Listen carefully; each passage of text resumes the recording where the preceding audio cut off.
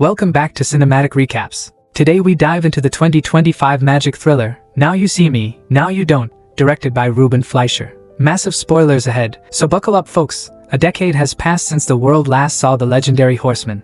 We open in Bushwick, New York, where J. Daniel Atlas addresses a crowd of fans who've deciphered the clues and codes, assuring them the Horsemen have returned to astonish. He declares that in magic, everything that vanishes can reappear if the trick is executed perfectly. He then introduces his familiar colleagues, Merritt McKinney, Jack Wilder, and Henley Reeves, now Henley Reeves Scanlan.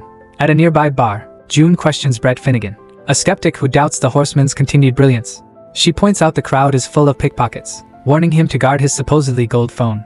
Daniel, meanwhile, instructs the audience to pull out their playing cards and, following Henley's lead, shuffle them twice with random persons. Daniel then calls out a girl holding an ace of diamonds, and surprisingly, another audience member, Bosco, also reveals the same card. Bosco is invited to the stage where Merritt performs a hypnotic trick, sending him into a deep sleep, much to the crowd's delight. Merritt then seemingly projects himself and the other horsemen into Bosco, intending to make him perform extraordinary magic. Bosco reawakens, first speaking in Daniel's voice, then Merritt's, who now demonstrates mind reading. To prove his abilities, Merritt addresses Brett Finnegan directly, exposing him as someone intending to debunk magic. Merritt reveals that Brett and his friends operate Camp Hobart Crypto Exchange, a company that has defrauded New Yorkers of their employee pension and welfare funds. Brett protests, claiming all risks were disclosed. Merritt counters by pinpointing Brett's offshore profit accounts, specifically mentioning one ending in 53297, shocking Brett into checking his phone. At that moment, Bosco, now channeling Jack, makes Brett's phone vanish and reappear on stage. Jack then materializes the phones of all of Brett's friends. To symbolically close the wealth gap, he distributes these phones to the cheering crowd as Brett desperately tries to reclaim them. Bosco, now embodying Henley, appears to float above the stage before making the other horsemen seemingly reappear beside him. After Bosco exits, Daniel instructs the audience to pour their drinks over their playing cards. The cards miraculously reveal 12 unique words, which Jack announces are the password to a new crypto wallet. Henley then urges the crowd to log on and get their share of Brett's stolen millions, ensuring it's fairly redistributed. A lady in the crowd gasps, discovering $50,000 in her new account, and the crowd erupts in wild cheers. Brett, enraged, vows that they will all pay for this. Before vanishing, the horsemen warn the crowd to disperse as police sirens approach. As chaos erupts and the audience scatters, Brett rushes onto the stage, making a startling discovery. The horsemen were never physically present. Their entire performance was an elaborate hologram. Someone watches Brett Finnegan's furious reaction. Later, the three teenagers, June, Charlie, and Bosco, who executed the entire illusion, walk home, discussing how to perfect their vocal mimicry of the horsemen. Arriving at an old building with a locked door, June, a skilled gymnast, swiftly scales the building to the roof and unlocks it from the inside, much to her friends' enthusiastic urging. Inside, the seemingly abandoned restaurant hides a surprisingly well-furnished apartment behind clever coverings. June secures their earnings from the night, while Charlie begins deactivating some of the Atlas holograms. Bosco heads off to grab beers. As Charlie attempts to turn off another Daniel Atlas projection, it continues speaking, leading him to believe his friends are pranking him. But then, the figure speaks directly to him. Charlie cautiously touches it, confirming it's real, but Atlas sharply warns him never to touch his face again. Atlas reveals he located them in just 30 seconds, emphasizing how easily the police could follow after their audacious heist. He humorously, and perhaps mockingly, suggests Bosco's name sounds AI-generated, to which Bosco, quick-witted, fires back with a retort about Atlas's mother and a map. Atlas then asserts he knows everything about them, launching into their personal histories. He exposes Bosco Lira's promising acting career, derailed by crippling student loans, forcing him into a less glamorous role as Elmo in Times Square. Next is June Reclaire, who believes the older generation broke the planet, making it her generation's duty to fix it. June's rebellious spirit led to expulsions from every boarding school and an eventual escape to New York, where she met Charlie Gaze at Tannen's magic shop. Charlie, an orphan who spent his childhood in foster care, found his true sense of family only with June and Bosco. Together, these three have operated as a kind of modern-day Robin Hood, using their magical skills for years to enact change one trick at a time. Their latest and riskiest venture was essentially stealing Atlas's identity, which he promptly labels as copyright infringement. Atlas, however, offers a backhanded compliment, congratulating them on their overall design, attributing its excellence to Charlie, and admitting June's agility impressed him. He acknowledges their talent, stating they are great but will become even greater with training. This, he reveals, is why the Eye sent him to them. Atlas produces a card, explaining it appeared in his apartment 3 weeks prior, accompanied by 4 plane tickets and hidden instructions for a trick far grander than anything they've ever attempted. Atlas clarifies that the trick requires only the 3 newcomers. When they question why the original horsemen aren't involved, he reveals a past emotional falling out, stating the others are dead to him and had quit. The card explicitly requires this new trio for the upcoming feat. Bosco remains skeptical, believing their current level of fame is sufficient, but Atlas challenges them. Do they want to make a real difference, stealing from corporate giants, not just a crypto broker? Bosco insists they can catch their own fish, prompting Atlas to turn and begin leaving. His friends quickly corner Bosco, reminding him of Atlas's legendary status, even if Bosco now sees him as a nobody. Begging him to trust them, Atlas reappears, demanding their decision, in or out? Smiling, they all agree, in. Meanwhile, in Limpopo, South Africa, Veronica Vanderburg addresses a celebratory gathering for the opening of Vanderburg's newest and most impressive mine, C3, which they've named Emily, Zulu for the beautiful one. Later, at a board meeting, Veronica expresses gratitude but acknowledges potential concerns. William, whom she dismissively calls her father's dark cloud, voices the board's collective worry. Projections might be overly optimistic given market competition and rising borrowing rates. Veronica swiftly dismisses his concerns, stating the Vanderburg family does not lose, and proudly announces their Vanderburg sports team's 7th consecutive Monaco championship win. William persists, so Veronica, with chilling composure, commands him to open his mouth and stick out his tongue.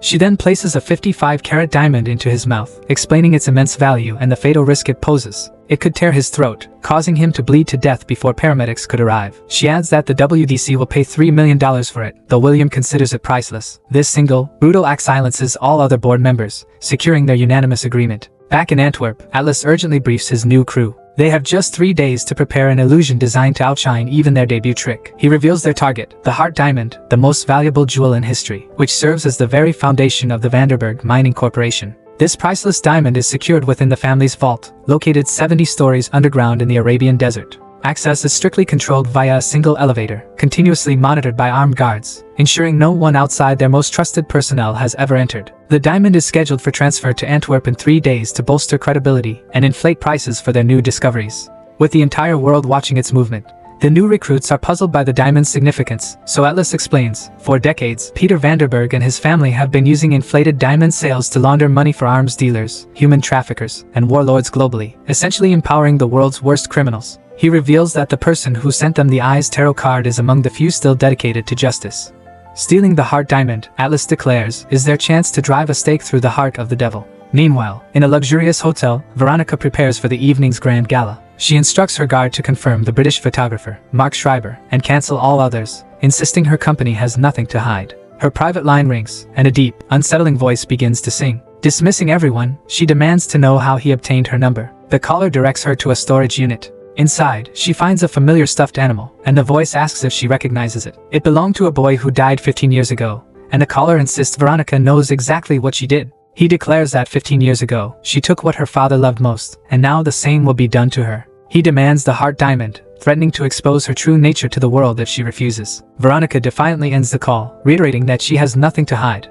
At the airport, June, using a cleverly faked badge, deftly steals the Mark Schreiber sign from a driver. She hands it to Bosco, with Charlie now posing as their driver. When Mark Schreiber arrives, he hands his bag to Bosco, asking about Danny. Bosco smoothly lies, claiming Danny was fired for racism after booking a hotel with a partial view, and proudly announces he took the liberty of booking Mark into the prestigious Frank, which Mark confirms he loves. Bosco then informs him his gala invitation has been rerouted and asks to check his confirmation, which Mark obliges. That night at the gala, Veronica addresses wealthy guests, disparaging lab-created diamonds as neither natural nor rare, asserting no honest woman would want such falsehood on her fingers. She extols real diamonds for their centuries-long power to ignite passion. Immediately, Atlas interjects, recounting the tale of Marie Antoinette, who supposedly died after wearing the Hope diamond. Veronica quickly corrects him, stating Marie Antoinette died due to her lack of empathy. Surprised by Atlas's brazenness, Veronica asks if he's in the diamond business. He swiftly denies it, claiming to be in the illusion business, like her. Atlas argues that for centuries, diamonds were considered worthless until shrewd, affluent individuals like Veronica convinced everyone they were both rare and essential for self-respecting marriages. He calls it a good magic trick. Veronica senses a deeper meaning, asking if he is her mysterious tormentor. Atlas feigns surprise and instead points out various unsavory guests, drug dealers and arms dealers, whom Veronica had just lauded for their high moral standards. She challenges him to reveal himself so she can apply the same scrutiny, but he simply walks away with an apologetic gesture. Veronica then enters a studio room where Mark Schreiber waits. She instructs him to be quick as her auction is about to begin. Mark states his single rule, whatever he says goes, and Veronica agrees. As June meticulously does Veronica's makeup, Mark proceeds with the photo shoot. As Mark Schreiber works, he tells Veronica their industries are alike, both presenting beauty. He argues they sell reality, not contrivance. Charlie, however, spotlights the diamond, prompting Mark to demand its removal from the glass case, citing glare and Veronica's intolerance for imperfections. He threatens to leave leave if refused. The diamond is then removed and handed to Veronica, who begins posing with it. June attempts to snatch it but is blocked by a guard. Veronica then secures the diamond, announcing she's off to the auction. Once they exit the studio, the photographer removes his disguise, revealing himself as Bosco. He and the rest of his crew quickly change outfits and prepare for the next phase. At the gala, Veronica dramatically unveils the heart diamond, the largest ever discovered, which hasn't been seen in a quarter century. As guests applaud, Bosco bursts in, tearing off his shirt, creating a spectacle as a Mother Nature activist. He pushes over an ice sculpture, shaped like a diamond, shattering it on the floor. Immediately, Atlas appears, introducing himself as the guest's personal favorite of the horsemen. He announces he will make the heart diamond reappear in his palm. Veronica scoffs, assuring everyone the diamond is safe, even daring him to try. Atlas then recites a series of magic words to the safe, "Open sesame," and it promptly opens. Veronica snatches the diamond, declaring its safety, but it instantly shatters in her hands. Atlas then reveals the original heart diamond, declaring, "Diamonds are forever." Veronica is quickly whisked away to safety as Jack intervenes, knocking out Lethabo, who attempts to shoot Atlas. Jack then reveals he too received an iCard. As they try to exit, they're attacked by guards. The crew brilliantly uses their illusions, stunning and confusing the guards with a flurry of magic. They then intercept guards escorting Bosco, freeing him, and they all make a break for it. The chase continues until Henley appears, expertly knocking out their pursuers. She reveals her own iCard and urges them to the roof. On the rooftop, 3 guards prepare for a final assault. Unexpectedly, 2 of them are suddenly playing violins while Jack dispatches the third.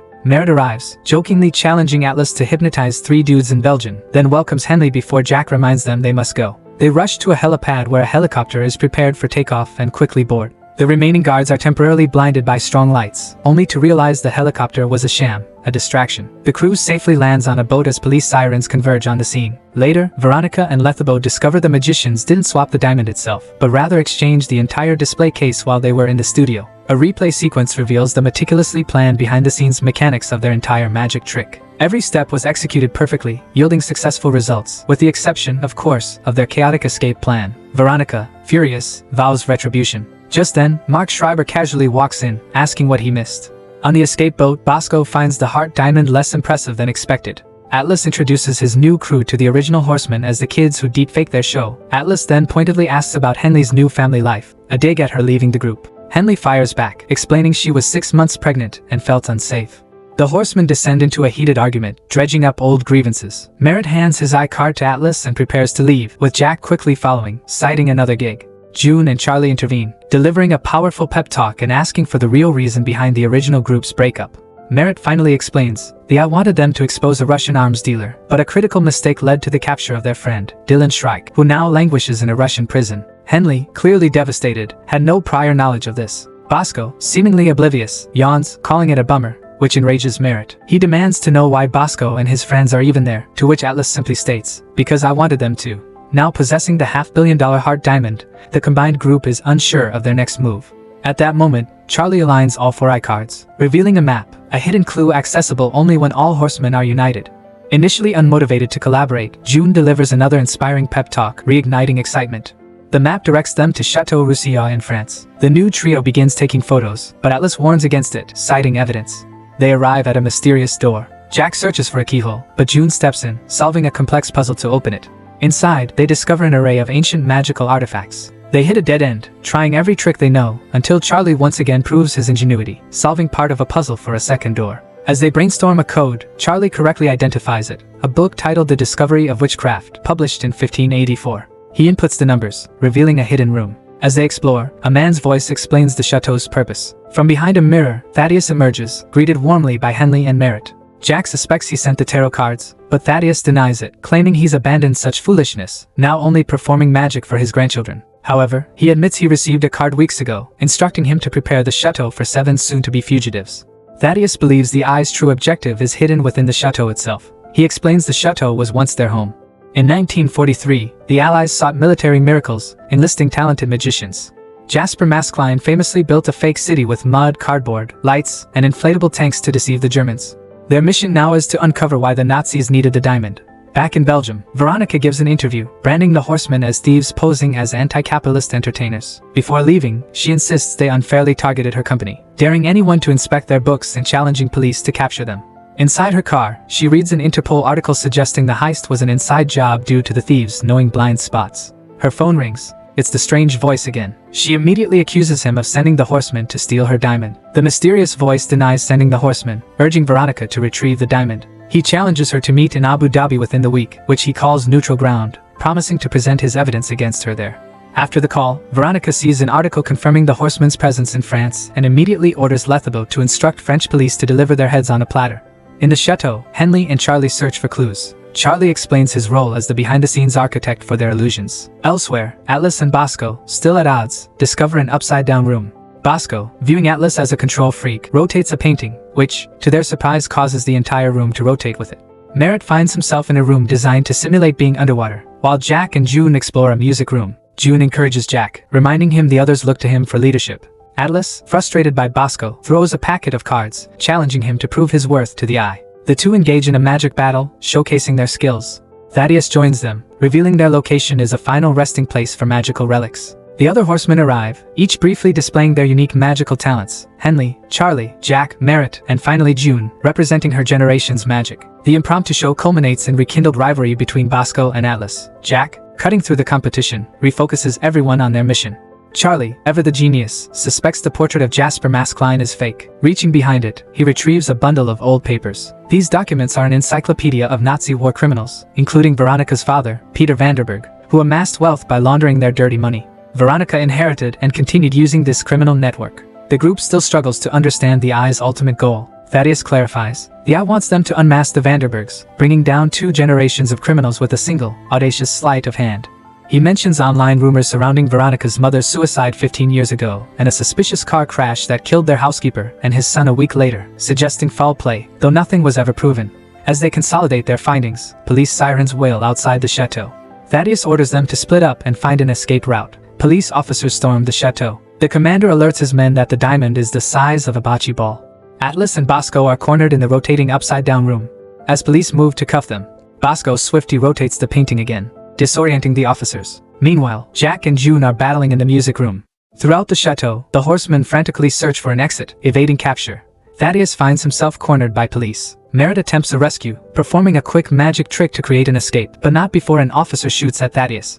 Merritt, Jack, and June are captured. The remaining horsemen catch up to a gravely wounded Thaddeus, who, despite being shot in the chest, points them towards an exit. He tells them they don't need him to succeed, but they absolutely need each other to stop Veronica Vanderberg, urging them not to let him die in vain before they leave. Sometime later, at a river, the fleeing horsemen discover their captured friends in police custody. Bosco is determined to stage a jailbreak for June, despite warnings about the danger. Henley suddenly has an idea for someone crazy enough to attempt a jailbreak with no resources.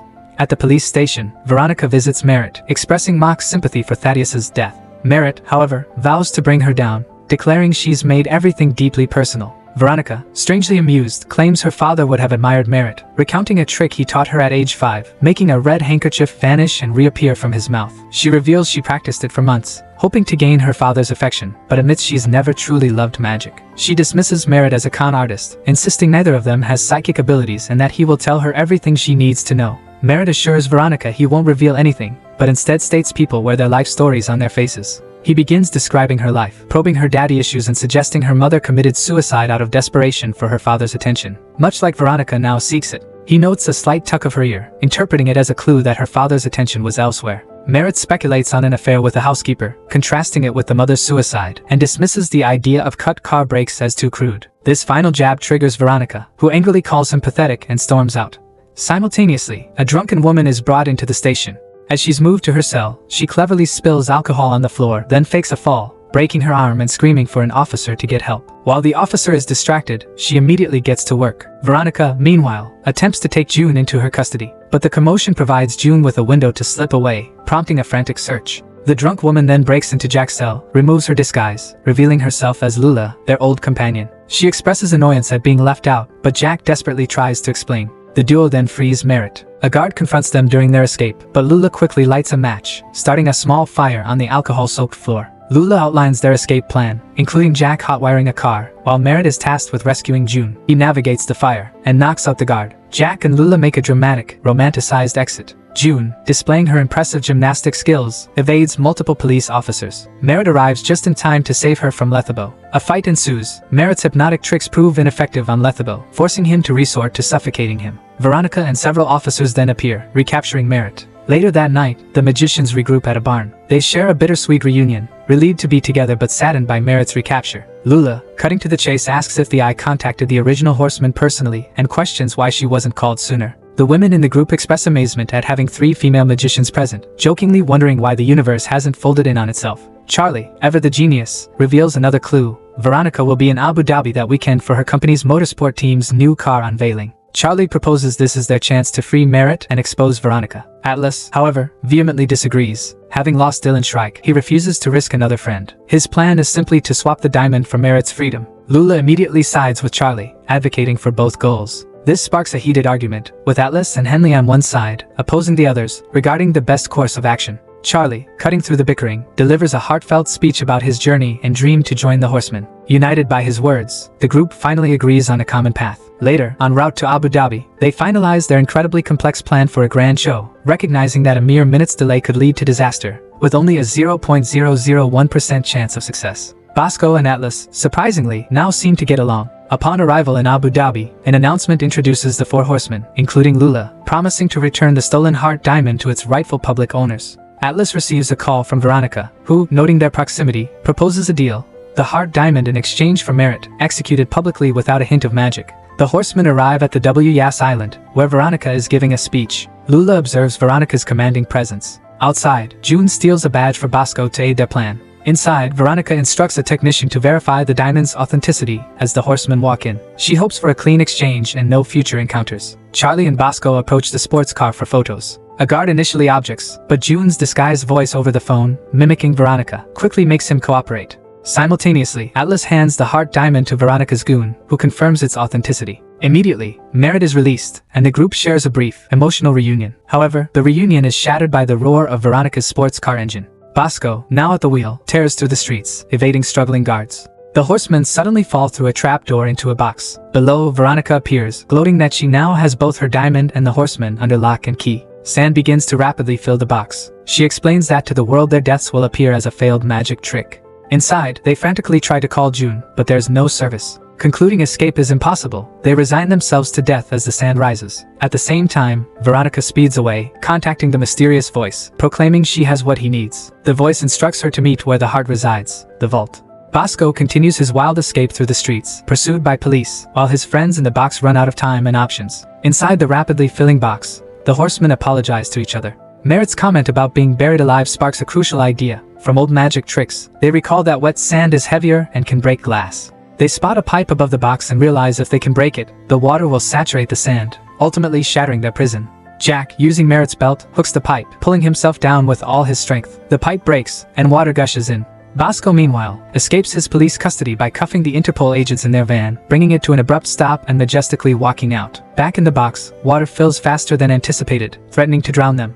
Atlas remembers Henley's diamond ring. He's certain it can cut the glass. Henley dives, frantically scratching at the glass. Henley succeeds in cracking the glass, and the horsemen collectively apply pressure, shattering it and escaping. They exchange congratulations before rushing to catch their show. Meanwhile, Veronica arrives at the vault. She disarms a guard and heads to the elevator. Below, she demands the mysterious figure in the shadows show her the evidence in exchange for the diamond. The figure steps into the light, revealing himself to be Charlie. Veronica is stunned, believing him dead.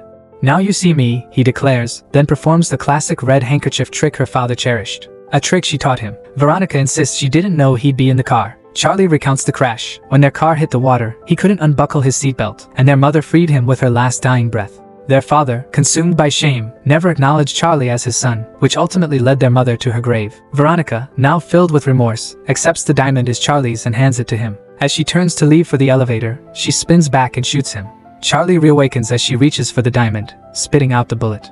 Veronica watches in utter disbelief, firing more shots.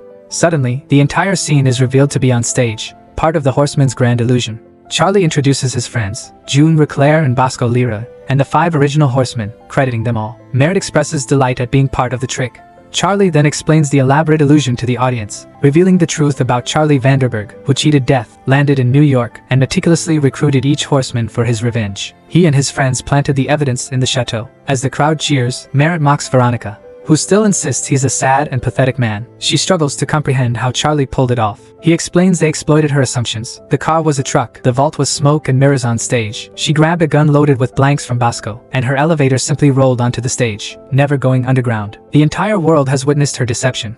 To outwit a master deceiver, the horseman had to manipulate Veronica's entire reality. Interpol agents then escort Veronica away. Charlie, as his father's only unincarcerated next of kin, publicly vows that all illicit buyers will face legal repercussions. He announces he will gift all Vanderburg assets, including the Hart Diamond, to the South African communities from which they were exploited, with additional funds for the audience. He thanks the crowd, urging them to make their own magic whatever life deals them. The 8 horsemen take a final bow, concluding their spectacular show. Back in New York, the horsemen celebrate their success. Merritt admits his newfound appreciation for the younger generation. June suggests to the women forming their own group, brainstorming names like the Horde Girls or Horsewomen. Jack attempts to rekindle his romance with Lula but is interrupted by Merritt summoning everyone for a gathering. Bosco distributes drinks, and the group declares their affection, culminating in a kiss between Jack and Lula. Their celebration is cut short by a mysterious doorbell ring, as no one should know their location. Charlie retrieves a package. June opens it, revealing the intricate lock from the chateau. Jack immediately takes up the challenge to crack its puzzle, and he succeeds. A hologram of Dylan Shrike appears, apologizing for leading them to believe he was imprisoned. He expresses warmth at seeing the horsemen reunited and congratulates the new recruits on joining their prestigious organization. He concludes by stating their work has not ended, it's only just begun. Make sure to like this video, subscribe to Cinematic Recaps, and turn on notifications as it helps the channel grow. Thanks for watching and see you in the next video.